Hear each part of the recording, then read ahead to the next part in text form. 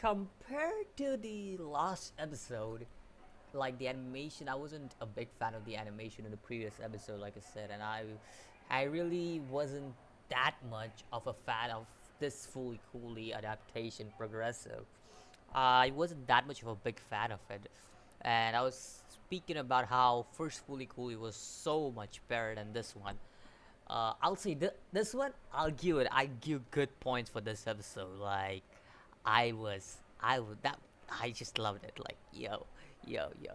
Now the reason I loved it not because of the fact that okay, we had such a cool monster battle that's coming up. I have questions about that too in this episode. But the thing I really loved is how they portrayed the different ideals and stuff in this episode. And again, Fooly Cooly has always been about ideals, maturity, and everything. Like you're hitting puberty and all those stuff. Like it's been always been about those stuff, and we see this in this just in the start of the episode, like how it's just like, you see, like Hidomi like just doing like a completely different Hidomi who's kind of like showing her adolescent stage, like how she is being her character is just being like yeah, like you could see her character being so much like a teenager, like a you see this normal teenage guy, like every time you see the normal teenage thing and you will be like whoa, wait, that's that character is completely different from this character. And you see that from the start of the episode, Hidomi has been this kudere type of character, and all of a sudden in her dream she's being very much like a teeny childish kind of character, and it's just funny to see that, not because of the fact like she's acting like a teeny weedy character, but the fact that the way she's also acting, it's just like it shows the adolescent stage coming out of her in that dream. And I like how they start off this episode. I really do. Like this was just an amazing start to the episode compared to the last two, because again, not a big fan of the last two episodes. Like I said, like didn't it, even though it gave a Fooly Cooly vibe, I kind of felt like a carbon copy for me. And this one was completely different from that. I'll give that. This one was just like a good episode. Like wholeheartedly, I'll say this was a good episode. Now I also like the part of how this character Aiko, who was introduced in this episode, was yeah. I really love this character. Like, well.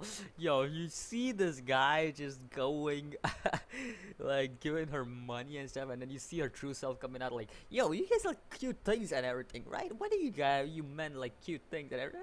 Yo, that's so true about like guys, I would say. Like they just love cute girls. Like it's something that a lot of guys do. And I'll not deny, sometimes I do like cute girls. Not all the times, but sometimes I do like cute girls. It's not a fact. It's not a matter of fact that I'm gonna hide it. Like I do like it. Like sometimes I do, because my personal preferences come from somebody's like girls who are more like I would say for me, girls who are more like Hime would be something I like, because they are like a bossy type and everything, and I kind of like that kind of girls, but that's just my point. But yeah, moving on about this episode, like the way the episode was portrayed, like the fake relationship and everything, really kind of give like I was like her plan given thing, and kind of reminded me of like yeah, like she's kind of giving him some kind of emotional support or something, like when it gives something like emotional support or something, like yeah. That's just funny to see that. And another thing that I really liked about the episode was how those two, the fat guy and the dark skinned guy, is just sitting together, and they both are just.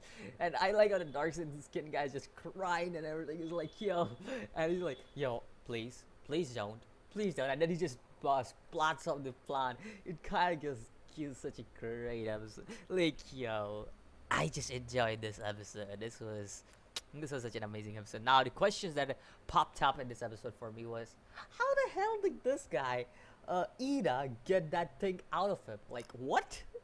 I thought Hidomi was the one supposed to do that, not Ida. Like he just popped that thing out of his head. Like what? Like I was just looking like, wait, that happened? Like I questioned this episode with that law. Like Fooly Cooly is very questionable, but at the same time, it's funny to see it. So yeah, let me know what you think about this episode of Fooly Cool. All over, I thought this was much like a major improvement from the first two episodes. Like really loved it.